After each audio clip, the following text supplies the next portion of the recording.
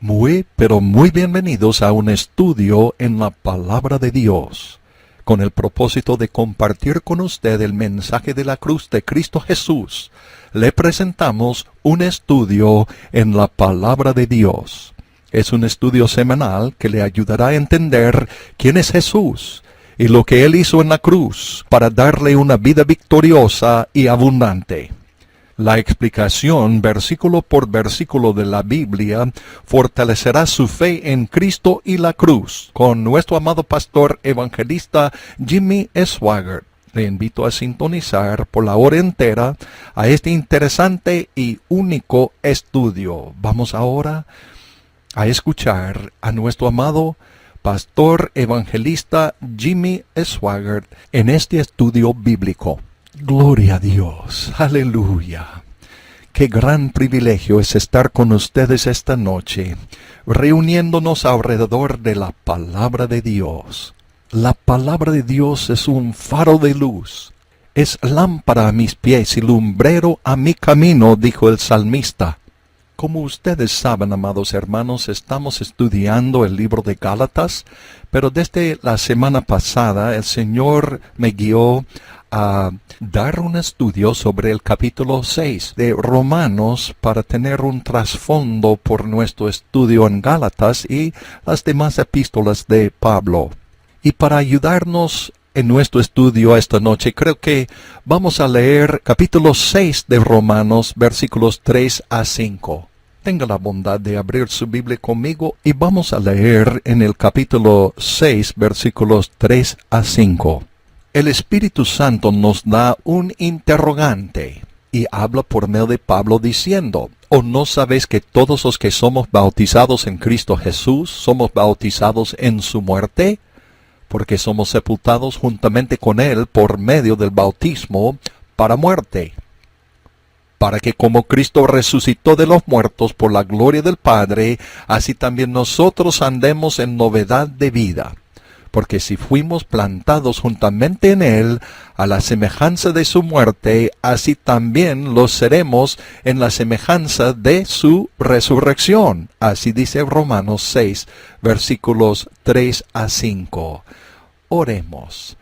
Nuestro bendito Padre Celestial, esta misma noche sentimos tu presencia. Gracias por tu palabra, que es la verdad, la única verdad revelada al hombre.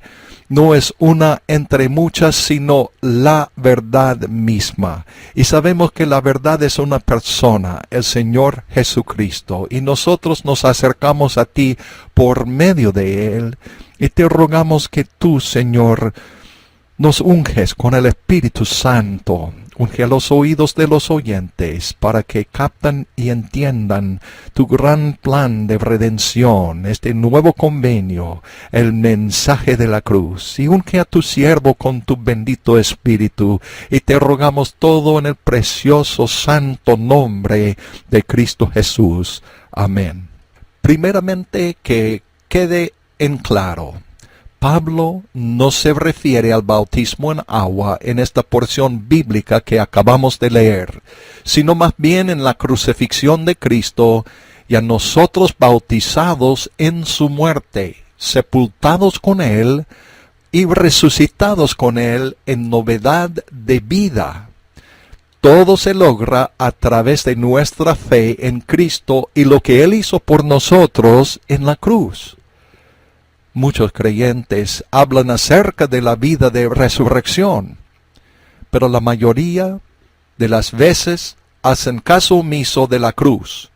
El apóstol declaró claramente que si hemos de obtener y disfrutar la vida de resurrección, desde luego, lo que está destinado para nosotros, Jesucristo lo pagó por todo. Por eso debemos entender que hay que predicar la vida de resurrección únicamente bajo el propio entendimiento de que fuimos plantados juntamente en Él a la semejanza de su muerte. En otras palabras, se predica la vida de resurrección bajo el entendimiento correcto de la cruz. Si se carece de un conocimiento correcto de la cruz, óigame, entonces no habrá mucha vida de resurrección.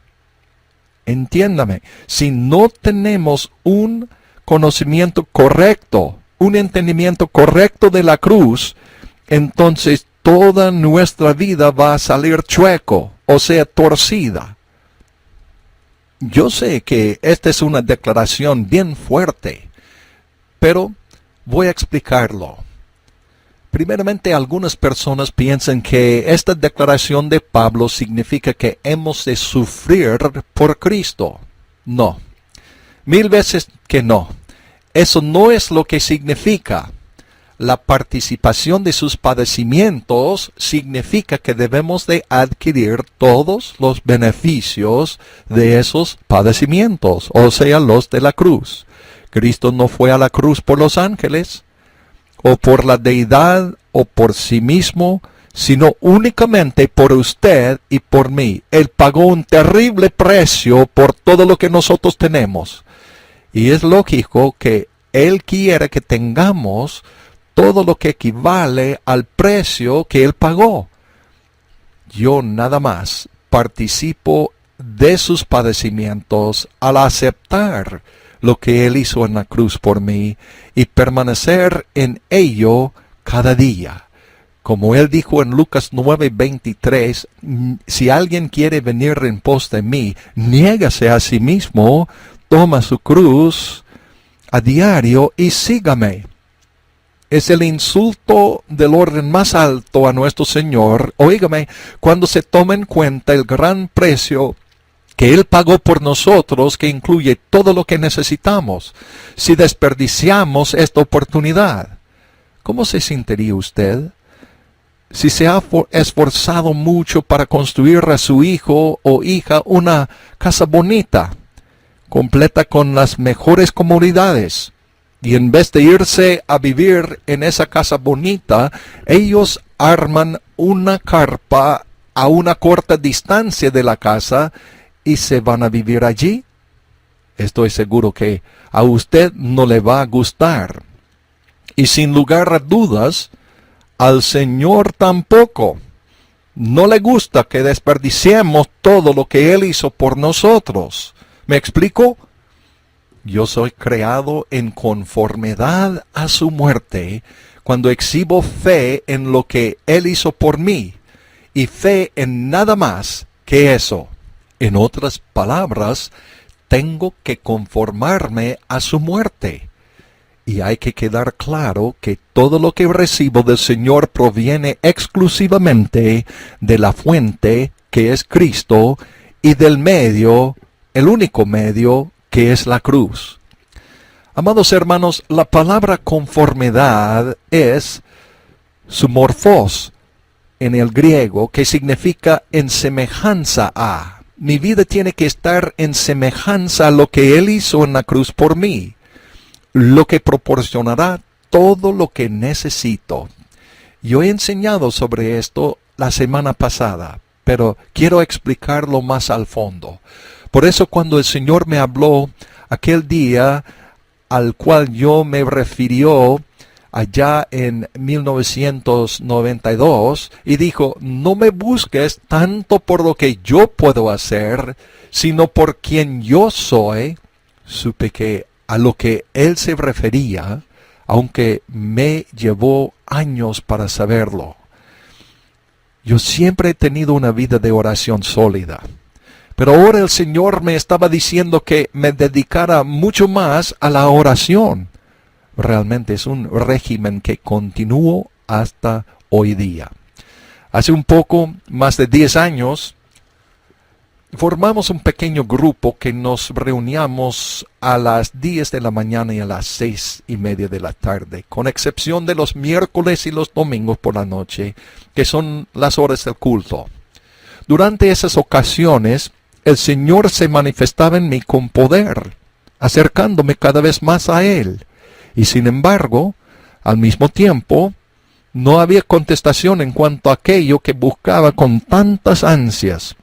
Realmente en aquel momento, yo ni siquiera sabía lo que estaba buscando. Sabía que quería la victoria por medio del Señor, y me refiero a una victoria continua, pero hasta ahí topaba. A veces le reclamaba al Señor, ¿por qué se está tomando tanto tiempo?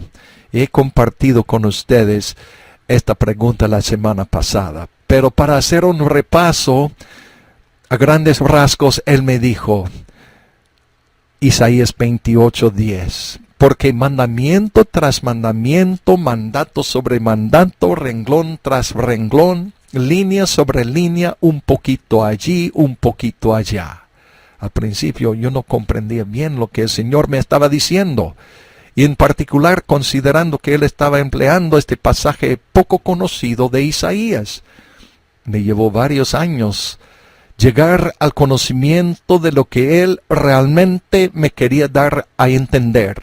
Es muy posible que todavía yo no lo entiendo todo. Aquella noche en el mes de noviembre de 1992, Dios me decía que era de igual importancia la manera, óigame, la manera y lo que Él obraba. Nada debía quedar sin resolver, y todo lo de mi vida debía estar en conformidad a la palabra de Dios. Además, significaba que no se llevaría a cabo al instante, sino que se realizaría un poquito allí, un poquito allá. Pasarían unos 5 años antes de que el Señor empezara a revelarme aquello, por tanto, yo había anhelado. No obstante, esos 5 años no fueron en vano, sino que efectivamente fue una época de preparación. Yo creo que fue en el año 1983. Nosotros llevábamos a cabo una campaña en la ciudad de Guatemala, la cual se realizaría en el sector central de la ciudad, en un estadio que tenía capacidad para 45,000 o más personas. Entonces, Francis y yo, juntamente con el resto del equipo, habíamos llegado varios días antes para la preparación de la campaña. Yo iba a ocupar ese tiempo para estudiar y orar. La noche en cuestión debió haber sido el miércoles, porque la campaña estaba planificada para dar inicio la noche del viernes. Si mal no recuerdo, me desperté a la 1 de la mañana. Me levanté. Me fui a la habitación contigua para no despertar a Frances. Allí comencé a orar. Para serle franco, había mucho de qué orar. En ese mismo momento, el ministerio estaba bajo un ataque severo debido al mensaje que yo pienso que Dios me había dado para dárselo a los amigos católicos. El mensaje de la justificación por fe. No se había tomado a la ligera. La oposición fue intensa. Por raro que parezca, fue mucho más intensa la oposición de los carismáticos y de mis propios hermanos pentecostales. En ciertos lugares, ellos intentaron suspender la teledifusión de nuestra programación. En medio de todo esto, teníamos que realizar la campaña en la ciudad de Guatemala. Esa noche empecé a buscar al Señor en oración. Mi corazón estaba cargado, como lo mencioné antes. Yo tenía mucho de qué orar. Empecé a orar. Me paseaba en la habitación y sentí una manifestación poco común del Espíritu Santo. Luego el Señor me dio lo que creo que fue una visión. Yo vi la era que Isaías describió respecto al grano. En la visión yo vi el grano que se tiraba al aire y el viento azotaba la cáscara en la era. No recuerdo haber visto que la semilla se aplastara en el suelo, nada más que era tirada al aire. Después de que el grano y la cáscara eran tirados al aire por cierto rato, así parecía que toda la cáscara se había separado de la semilla. la cáscara estaba esparcida fuera de la era. Yo miraba cómo la cáscara se encendía y se quemaba hasta que no quedaba rastro. Puesto que vi todo esto en una visión temprano, en esa mañana en la ciudad de Guatemala, el Espíritu de Dios me agobiaba. Es muy difícil describirlo. Yo lloraba incontrolablemente y mi cuerpo se doblaba de tantos sollozos. En medio de los sollozos, recuerdo haberle preguntado al Señor por qué se estaba quemando la cáscara, teniendo en cuenta que se había separado completamente del grano, incluso de la era. El Señor me impresionó al corazón y dijo: la cáscara representa la carne y la antigua vida. No debe quedar nada de ello. Para serle franco, realmente yo no sabía lo que Él me decía en ese momento. Yo sabía que Él hablaba acerca de mi vida y había que separar la cáscara del grano. También sabía lo que Dios nos da es siempre mucho más importante de lo que uno apercibe al principio. Nunca imaginé lo doloroso que iba a ser el proceso. Aunque el proceso ha sido severo, no me ha aplastado o perjudicado. El Señor usa la fuerza solo cuando es absolutamente necesario para separar la buena semilla de la cáscara. El grano no ha sido triturado. Entonces sucedió. Después de buscar al Señor en oración día y noche, a menudo llorando, por un periodo de 6 años, de pronto y sin aviso, el Señor empezó a revelarme aquello que tanto había buscado. Sinceramente no recuerdo el día o el mes, pero fue en el año 1997. Había pasado 6 años concentrado en oración, pidiendo e implorándole al Señor que me diera orientación y dirección. Permítame aclarar algo. La vigilia diaria de oración no me consiguió nada con Dios. Como dicho ya, fue para el propósito de que yo le conociera a Él en forma más personal. En otras palabras, amados hermanos, Él me estaba preparando para esta revelación de la cruz que me iba a dar. Por años sabía cuál era el poder de Dios, pero ahora estaba aprendiendo de una manera personal quién era Él, que a propósito es una descripción que nunca puede ser exhausta. Bien temprano, probablemente cerca de las 6 de la mañana en el día en cuestión, yo me encontraba en la oficina redactando el comentario de Romanos. En realidad estaba redactando el 6º capítulo de la gran obra que nos dio el apóstol Pablo, lo que realmente es la teología de la iglesia. Estaba estudiando un material escrito por el doctor Kenneth Wuest, un eminente erudito del idioma griego y amado hermano, cuyo gran amor por el Señor era evidente en sus escritos. El doctor Wuest daba la explicación acerca de la naturaleza pecaminosa. De repente, me sobrevino el Espíritu del Señor y empezó a revelarme el significado de este aspecto de nuestra experiencia cristiana.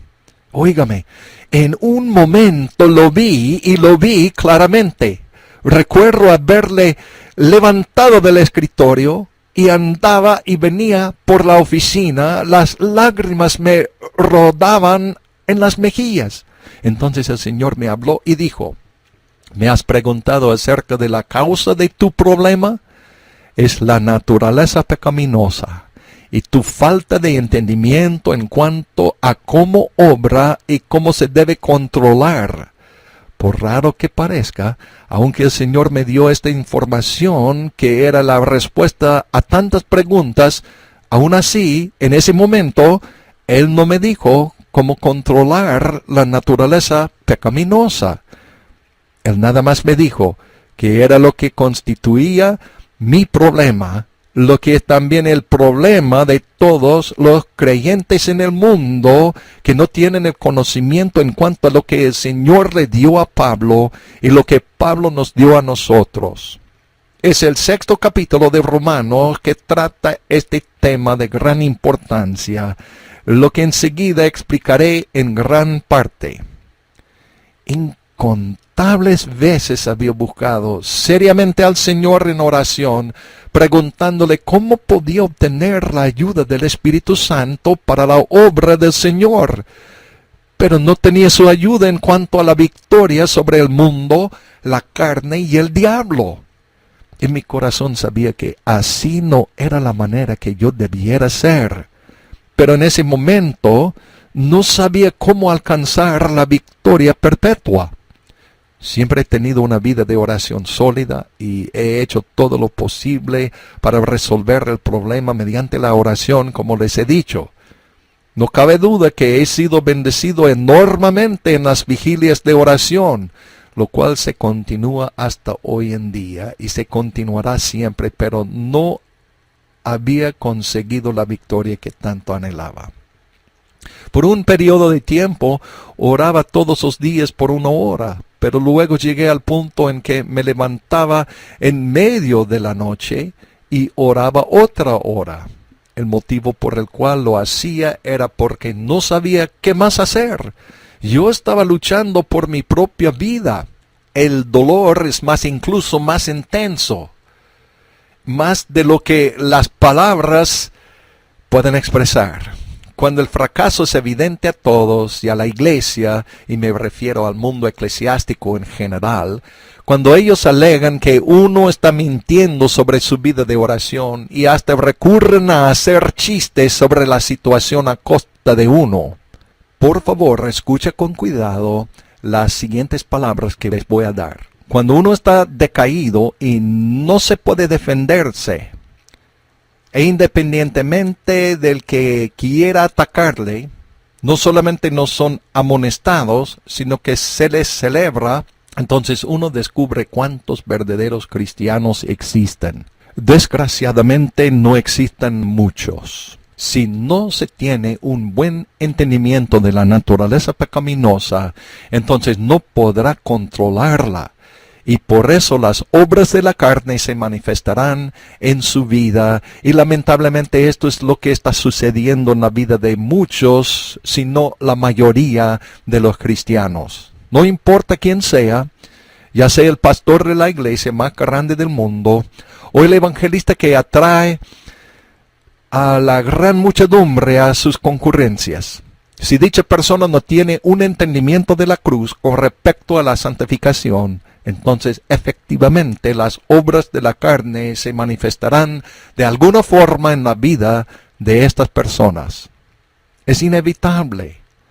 Pablo nos lo explica en el capítulo 5 a los Gálatas. Todo el libro a los Gálatas, pero particularmente el 5º libro, el 5º, capítulo, es una advertencia de Pablo a la iglesia de Galacia, lo que también tiene que ver con nosotros. La advertencia es que si nosotros ponemos nuestra fe en alguna otra cosa aparte de Jesucristo y Él crucificado, entonces Cristo nos aprovechará nada, dice Gálatas 5:2. Óigalo, Cristo nos aprovechará nada si nosotros ponemos nuestra fe en alguna otra cosa aparte de Jesucristo y a este crucificado. El apóstol prosigue de que si el creyente no se mantiene fiel al camino del Espíritu, que es el camino de la cruz, entonces se manifestarán las obras de la carne. Él dijo, y manifiestas son las obras de la carne, que son adulterio, fornicación, inmundicia, lascivia, esta es la palabra de Dios, oígalo, idolatría, hechicerías, enemistades, pleitos, celos, iras, contiendas, disensiones, herejías, envidias, homicidios, borracheras, orgías y cosas semejantes a estas, dice Pablo, acerca de las cuales os amonesto, como ya os lo he dicho antes, que los que practican tales cosas no heredarán el reino de Dios, dice Gálatas capítulo 5, versículos 19 a 21. Bien, permítame repetirlo, porque es muy importante. Óigalo, si el creyente no tiene un entendimiento de la cruz de Cristo respecto a la santificación, entonces de alguna manera una o más de estas obras de la carne se manifestarán en la vida de ese creyente. Como se indicó anteriormente, es algo inevitable. Las primeras 4, adulterio, fornicación, inmundicia y lascivia, son obvias y se sobreentiendan. Pero el cristiano moderno descarta rápidamente la idolatría, hechicerías y herejías, pensando que no se aplican actualmente. Vamos a explicarlo. Primero que todo, cualquier otra forma de victoria aparte de la cruz de Cristo, tal como una vida con propósito, el gobierno de los 12, óigame, la palabra de fe o el denominacionalismo, constituye idolatría. En realidad, es lo mismo que en las épocas del Antiguo Testamento, cuando Israel adoró a los ídolos en vez de adorar a Jehová. No olvide que incluso Israel se refirió a esos ídolos como a Jehová, pero el Señor definitivamente no lo consideró de ese modo, ni tampoco Él considera la idolatría moderna de modo diferente. Además, todo esto constituye herejías, que es lo que abunda en la iglesia moderna. Permítame aclararlo bien. Toda doctrina, camino, estratagema o dirección inventadas por el hombre significa que son concebidos por el hombre y no por Dios. El Señor lo constituye herejías, que son las obras de la carne. Permítame repetirlo ya que es muy, pero muy importante. Mi amado hermano, mi amada hermana, cualquier otro camino que no sea Jesucristo, ya este crucificado, a los ojos de Dios es herejía. Una vez que comienza a tener un entendimiento de estas obras de la carne, estas cosas se vuelven más evidentes. Considerando que el Señor empleó el 6º capítulo del libro de Romanos para exponer esta gran verdad sobre la cruz, supongo que es obvio que este libro es sumamente importante para mí, y también creo que debiera ser muy importante para los creyentes sobre la faz de la tierra, en todas partes. Permítame ofrecerle un estudio en breve sobre toda esta gran epístola. Nos ayuda a encuadrar bien esta enseñanza que el Espíritu Santo nos da allá. Por ejemplo, en capítulo 1 de Romanos, el Espíritu Santo a través del apóstol Pablo trata en el primer capítulo con el mundo gentil, concluyendo que todos están sin Dios, todos los gentiles sin Dios. En otras palabras, a través de muchos siglos, el hombre no podía encontrar a Dios por sus propias maquinaciones. Por lo tanto, concluye que el mundo gentil se encuentra en una tragedia espiritual total. Entonces tenemos capítulos 2 y 3 de Romanos. Pablo trata acerca del asunto de los judíos. Concluye que ellos están en necesidad de un redentor, asimismo los gentiles. La verdad es que esto no encajó bien con los judíos. Por consiguiente, nos dice que solamente hay una salvación para todos, y así lo ha sido siempre. Se explica lo que es la salvación en los siguientes 2 capítulos. Y entonces capítulos 4 y 5 de Romanos, estos 2 capítulos nos explican claramente que la respuesta al dilema, la solución al problema, es la justificación por fe. En estos 2 capítulos, Pablo emplea de ejemplos a Abraham y a David. Se emplea de ejemplo a Abraham, al individuo inconverso que acepta al Señor, lo que él puede hacer, de ninguna manera por obras, sino únicamente por fe, lo que se refiere a la fe en Cristo. Pablo emplea de ejemplo a David, al creyente, como se ha apartado y desviado, que solo puede hallar su camino mirando únicamente hacia Cristo y la cruz. La solución y respuesta al hombre, no importa quién sea, es Jesucristo y a este crucificado. El individuo, ya sea inconverso o redimido, tiene que expresar fe en Cristo y en lo que Él hizo por nosotros en la cruz. De otra manera, no hay resultados positivos. Todo es por la justificación por fe. Es la respuesta al dilema de la raza humana. Y ahora tenemos el capítulo 6 de Romanos. Ahora, amados hermanos, el Espíritu Santo a través de Pablo nos ha dado la respuesta para la redención. Él ahora le dice al creyente cómo vivir para Dios, lo que se encuentra en este gran sexto capítulo de Romanos. Como alguien lo ha dicho, el sexto capítulo del libro de Romanos constituye la mecánica del Espíritu Santo cuando se nos explica cómo vivir para Dios. ¿Cuántos mensajes ha escuchado usted, mi amado hermano, mi amada hermana, de predicadores y su mismo pastor quizá diciendo que usted debe hacer esto y aquello porque la Biblia dice así? Pero nunca nos explican cómo hacerlo, cómo se puede lograrlo. Pero sí pueden indicar con el dedo apuntando a nosotros que no se debe hacerlo.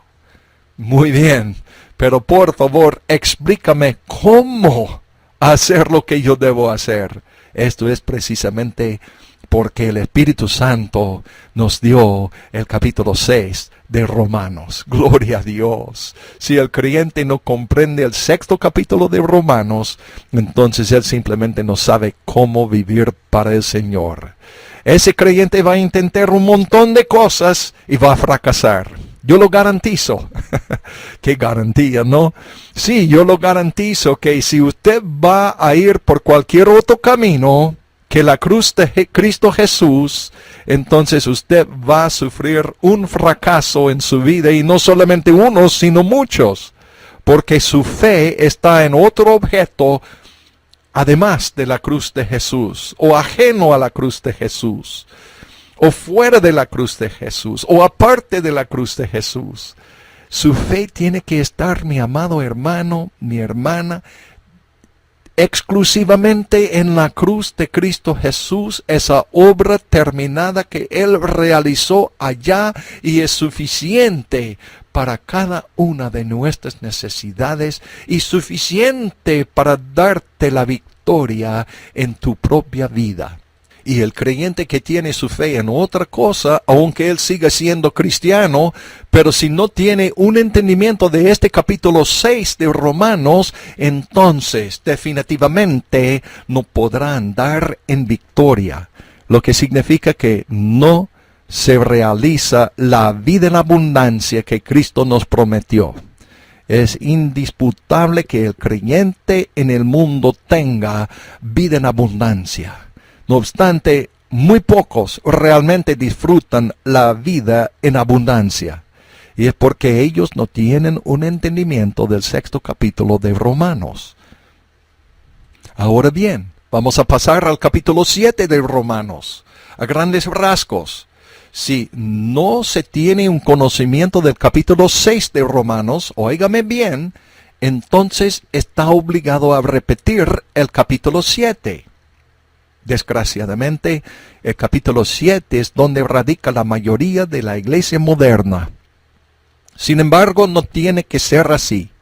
Una vez que el creyente tenga el entendimiento adecuado del capítulo 6, entonces puede andar en victoria perpetua sobre el mundo, la carne y el diablo. Y el capítulo 8 de Romanos, puesto que se refiere al capítulo 6 como la mecánica del Espíritu Santo, el octavo capítulo de Romanos se refiere como la dinámica del Espíritu Santo. En otras palabras, después de que aprendamos cómo obra el Espíritu Santo, lo cual se explica en el capítulo 6. Entonces aprendemos lo que Él hace, lo cual se nos dio en el capítulo 8. Desgraciadamente, muchos creyentes intentan saltar el capítulo 5 al capítulo 8, evitando por completo el capítulo 6. Lamentablemente, ellos no llegan al capítulo 8. Oh, sí, hablan del capítulo 8, pero no llegan a vivir allá en esa victoria en el capítulo 8, sino que se detienen en el capítulo 7. Y vamos a pasar ahora a los capítulos 9 y 11 de Romanos. En estos 3 capítulos, el apóstol Pablo usa a Israel de ejemplo. Pablo dijo a Israel: porque ignorando la justicia de Dios y procurando establecer la suya propia, no se han sujetado a la justicia de Dios. Romanos 10, versículo 3. Pablo entonces declara de que si la iglesia sigue el ejemplo de Israel, la iglesia también será cortada. Romanos 11, 22. Esto es muy importante. Lamentablemente, la palabra de Dios describe a la iglesia haciendo lo mismo, siguiendo este mismo ejemplo abyecto, o sea, vil de Israel. En el libro del Apocalipsis, las 7 iglesias de Asia representan a la totalidad de la edad eclesial, desde sus principios a su conclusión. Apocalipsis capítulos 2 a 3. El último mensaje del Señor es a la iglesia de Laodicea. Lo ilustra afuera de la iglesia, tocando y empeñándose para entrar. Apocalipsis 3, versículos 14 a 22. Entonces, a efectos prácticos, la iglesia moderna ha seguido el ejemplo de Israel y ha apostatado totalmente. Sí, hay un remanente en la iglesia que verdaderamente está viviendo para Dios, así como ha quedado un remanente en Israel, pero solo uno, dice Romanos 11, versículo 5. Ahora pasamos a los últimos capítulos de Romanos, capítulos 12 a 16. Estos 4 capítulos dan los aspectos prácticos de la cristiandad una vez que el creyente sepa cómo vivir para el Señor. Pero a menos que el creyente tenga un entendimiento adecuado del 6º capítulo de Romanos, de esa manera acumulando para sí las bendiciones del 8º capítulo de Romanos, no hay manera que los aspectos prácticos de vivir cristiano, de ese vivir cristiano, puedan llevarse a cabo adecuadamente. Permítame decirlo nuevamente. Una persona puede ser salva y hacer del cielo su hogar eterno, aunque no tenga el entendimiento del 6º capítulo de Romanos. No obstante, sin el entendimiento de ese capítulo, no se puede vivir una vida victoriosa, una vida cristiana victoriosa y triunfante. El capítulo 6 es el orden prescrito de Dios de la victoria. A menos que se adquiera a ese orden prescrito de Dios, la victoria no será nuestra. Óigame, no importa cuánto tratemos. Amados hermanos, yo sabía lo que el Señor me había dado respecto a la naturaleza pecaminosa. Era la respuesta a mi pregunta, ¿por qué? Pero como lo dije ya, cuando Él me la reveló, no me dio la solución al problema. Él me dijo cuál era el problema, lo cual era una gran verdad, pero a la vez yo no tenía la solución. Sin embargo, el Señor nunca hace nada a medias. Me encontraba en una reunión matutina de oración. En realidad fue unos cuantos días después de que el Señor me había dado la revelación en cuanto a la naturaleza pecaminosa. En ese momento yo buscaba al Señor en oración, realmente pidiéndole que me revelara la solución a este problema. Cómo tratar la naturaleza pecaminosa, cómo controlarla. Y entonces Él empezó a impresionar en mi corazón. Óigalo, la respuesta que buscas se encuentra en la cruz. La solución que buscas se encuentra solo en la cruz. Yo sabía que era del Señor. No cabía duda alguna. El Espíritu Santo rebosaba en mi alma durante toda la reunión de oración. Yo sabía que había encontrado la respuesta. No puedo ni empezar a decirle cómo me sentí. Fue como si hubiese estado en la prisión y por fin se abrían las puertas y me decían, eres libre. No cabía duda lo que el Señor me había dicho. Gloria a Dios. Él dijo, la solución que buscas se encuentra en la cruz. Aleluya. A medida que las lágrimas me corrían por las mejillas y la presencia del Señor llenaba mi alma, seguí repitiendo esas mismas palabras una y otra vez. En los últimos días, o sea, en los días próximos, Él muy rápidamente empezó a revelarme la palabra de Dios y a mostrarme exactamente cómo era, y es la cruz. Aleluya, y solamente la cruz de Jesús. Pablo dijo, pues ¿qué diremos? ¿Perseveremos en pecado para que la gracia crezca? En ninguna manera. Porque los que somos muertos al pecado, ¿cómo viviremos aún en él? Dice Romanos 6, versículos 1 y 2. ¡Qué precioso! Estos pasajes, amados hermanos, nos informan que el pecado, es decir, la naturaleza pecaminosa, es el problema. Aunque los predicadores tratan de decir que esto o aquello o alguna otra cosa es el problema, el Espíritu Santo nos dice que el pecado es el problema. Puede que sea un pecado de comisión o pecado de omisión, pero sin lugar a dudas el problema es el pecado. Entonces Pablo nos dice que el único remedio para el pecado, la única solución para el pecado, la única respuesta para el pecado es la cruz de Cristo. Amados hermanos, en otras palabras, el Espíritu Santo a través de Pablo lleva al creyente directamente a la cruz.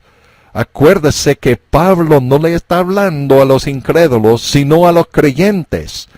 A medida que procuramos vivir para Dios, y digo vivir para Dios adecuadamente, lo cual nos indica que tenemos que tener un entendimiento de que en la cruz de Cristo es donde hemos de comenzar y en la cruz de Cristo hemos de terminar.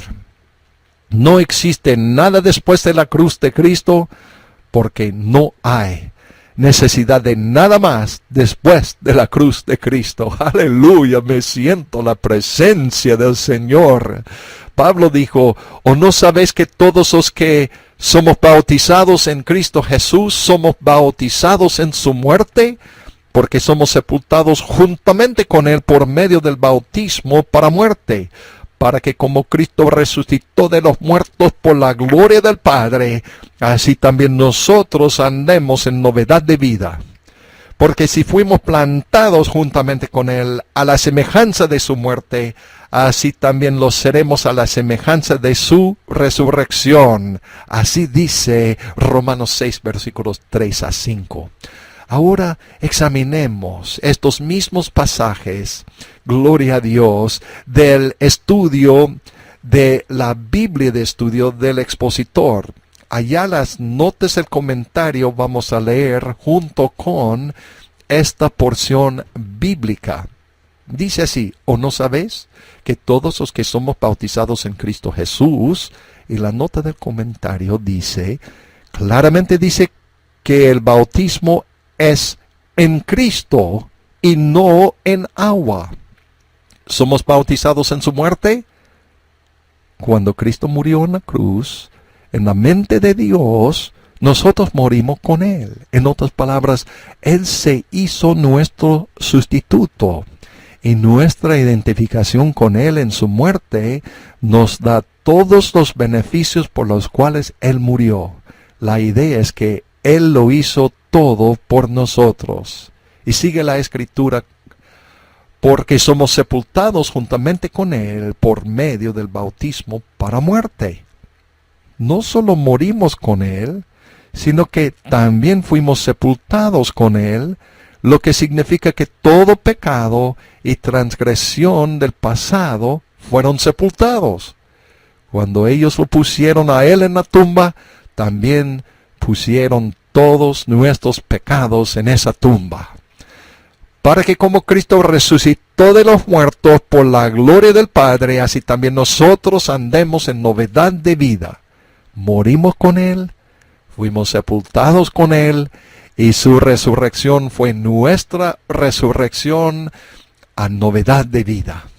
Porque si fuimos plantados juntamente con Cristo a la semejanza de su muerte, aquí Pablo proclama la cruz como el instrumento por medio del cual vienen todas las bendiciones de Dios. Por lo tanto, la cruz tiene que ser siempre el objeto de nuestra fe, lo que entonces le da al Espíritu Santo libertad de acción para obrar en nuestra vida. Así también nos seremos a la semejanza de su resurrección. Podemos tener la semejanza de su resurrección, es decir, vivir esta vida de resurrección, con tal que tengamos un entendimiento de la semejanza de su muerte, lo que se refiere a la cruz como el medio por el cual se efectúa todo esto. Oh, gracias a Dios por esta porción bíblica. Este es de la Biblia de estudio del expositor, o sea, la parte del Nuevo Testamento que se llama el Nuevo Testamento del expositor, y explica bien esta porción de la Santa Escritura, la Biblia. Y usted puede tener un ejemplo de este mismo Nuevo Testamento del expositor en el español, sí, en el castellano, por solo ir a nuestro portal de internet a www.jsm.org. Otra vez, jsm.org, y allá encontrará la razón y puede comprar su ejemplar también, y va a explicar casi todos los versículos del Nuevo Testamento. Ahora, el Señor entonces me llevó a la primera epístola a los Corintios.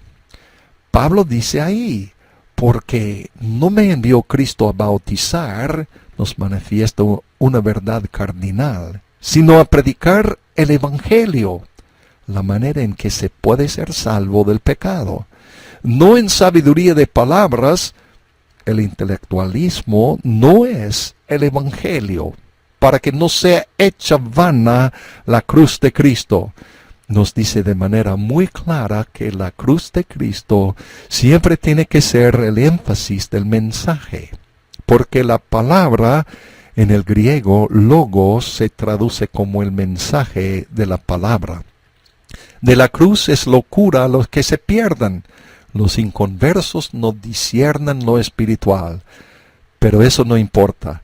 De todos modos, la cruz tiene que ser predicada, incluso lo explicaremos. Mas a los que se salvan, es a saber, a nosotros es poder de Dios. La cruz es el poder de Dios simplemente porque es precisamente allí donde toda la deuda del pecado fue pagada, dándole al Espíritu Santo, en quien reside el poder, la libertad de acción para obrar con poder en nuestra vida. Mas nosotros predicamos a Cristo crucificado. Es el fundamento de la palabra de Dios y, por lo tanto, de la salvación. A los judíos, ciertamente tropezadero. La cruz era el tropezadero. Y a los gentiles, locura. Les resulta difícil a ambos aceptar como Dios a un hombre muerto colgado en una cruz, porque eso era Cristo para nosotros y para ellos. Así que, hermanos, como fui a vosotros, no fui con superioridad de palabra o de sabiduría.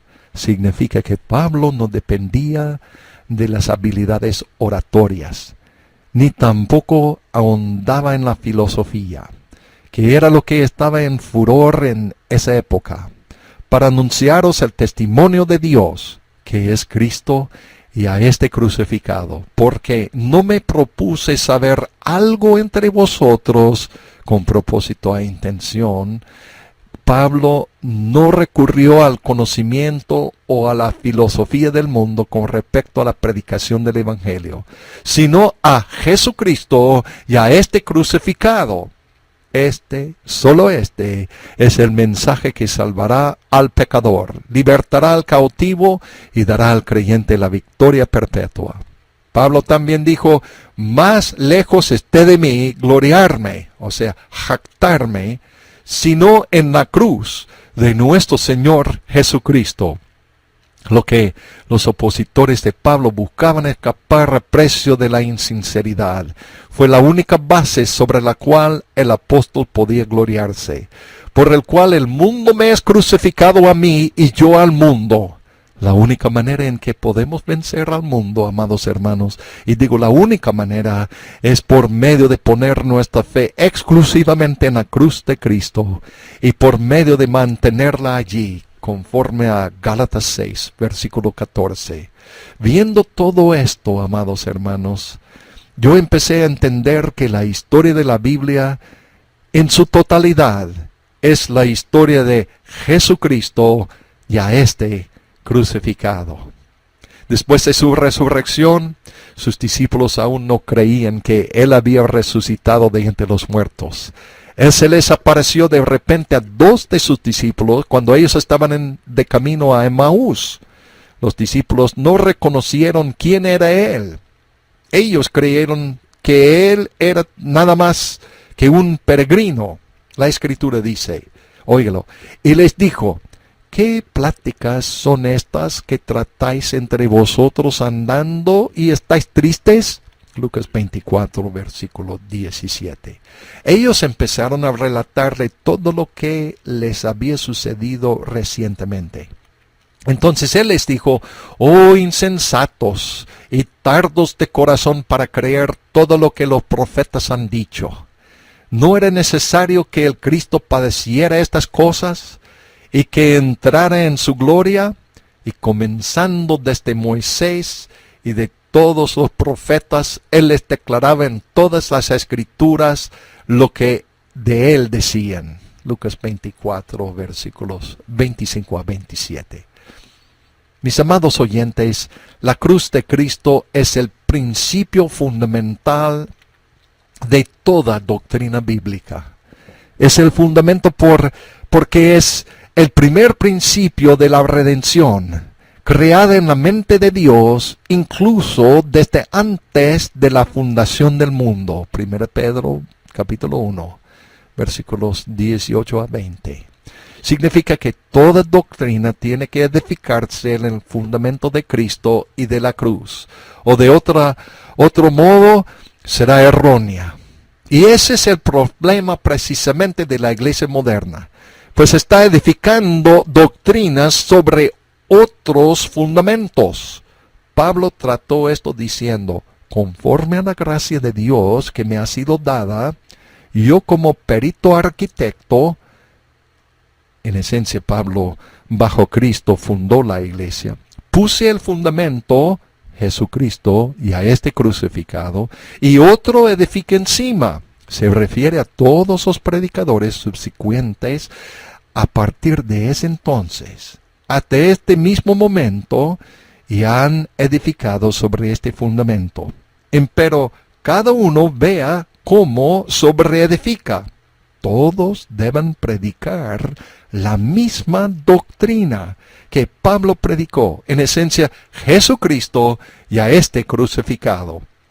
Porque nadie puede poner otro fundamento que el que está puesto. Algo que no sea la cruz es otro fundamento y por lo tanto es inaceptable al Señor, el cual es Jesucristo, quien es la manifestación de Dios en la carne y lo que Él hizo, la redención por medio de la cruz. 1 Corintios 3, versículos 10 y 11.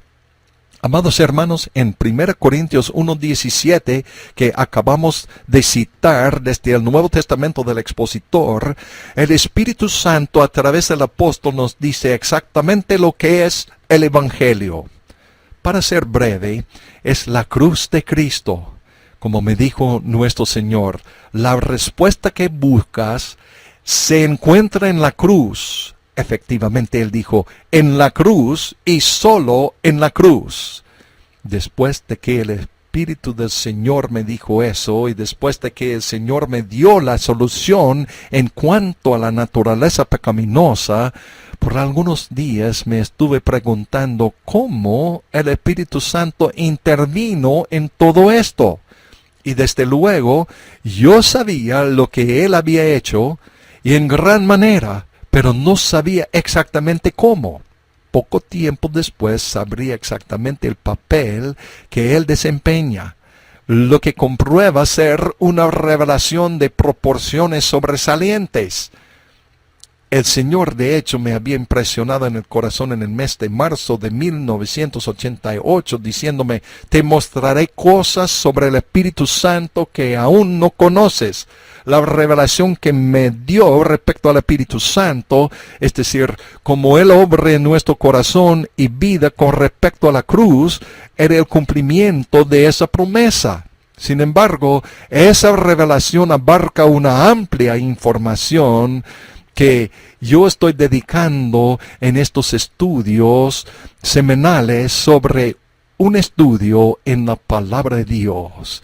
Y estoy contento que todos ustedes nos tienen en su sintonía.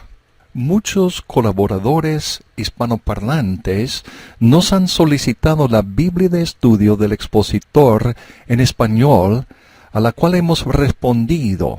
Creemos que la Biblia de estudio del expositor va a ser una herramienta extraordinaria para muchos, cuyo idioma principal es el español.